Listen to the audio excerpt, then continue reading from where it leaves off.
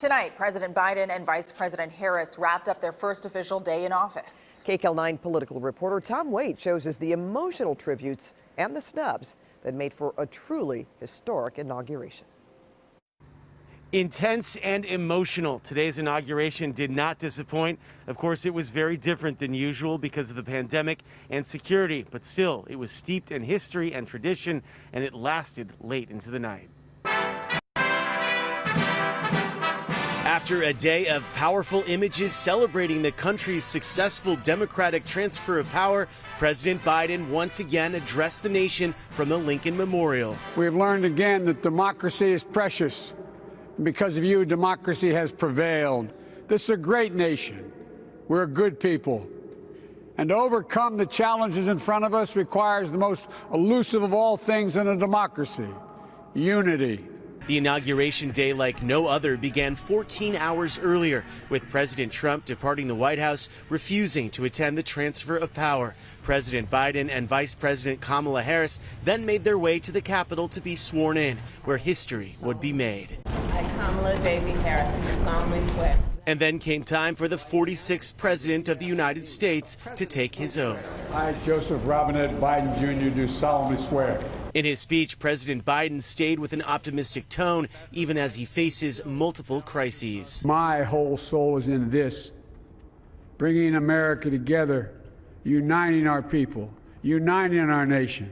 And I ask every American to join me in this cause.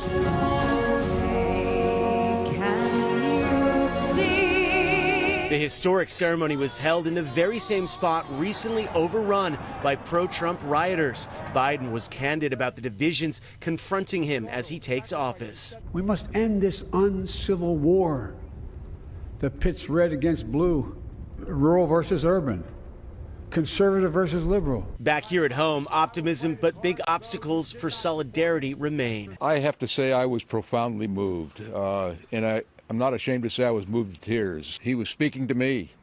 He was speaking to my hopes and aspirations. We are still a country where we're not all reading from the same script. We're still a country where a sizable percentage of people think that masks are just something that are not useful and it's part of a hoax. President Trump's absence went unmentioned, but his vice president, Mike Pence, looked on as Mr. Biden sought to turn the page on the past 4 years. We must reject the culture in which facts themselves are manipulated and even manufactured. Inaugurals normally draw hundreds of thousands to the National Mall. Today it was filled not with people, but with flags. Mr. Biden went straight to work, arriving at the White House, where a letter from President Trump was waiting for him. Because it was private, I will not talk about it until I talk to him, but it was generous.